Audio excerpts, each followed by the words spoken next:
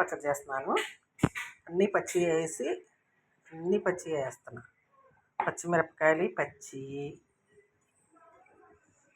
ఇదిగోండి ఈ దోసకాయ ముక్కలు పచ్చి, చింతపండు కూడా వేసాను.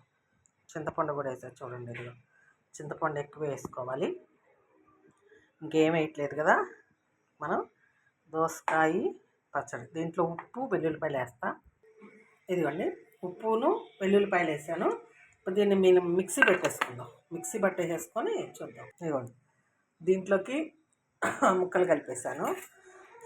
సగం పైన ఏమో పచ్చడి చేశాను, ఇది ముక్కలు కలిపాను అనమాట. ముక్కలు కలిపేసి ఇప్పుడు తాలింపు వేసుకుందాం. తాలింపు వేసుకొని దాంట్లో పసుపు వేసి ఉడకబెట్టుకోవాలి.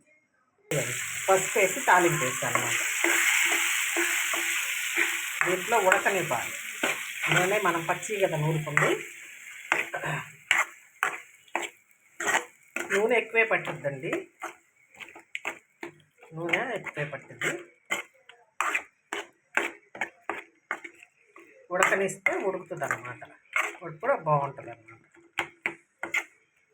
దోసకాయ పచ్చిమిరపకాయలు పచ్చడి రెడీ అన్నమాట.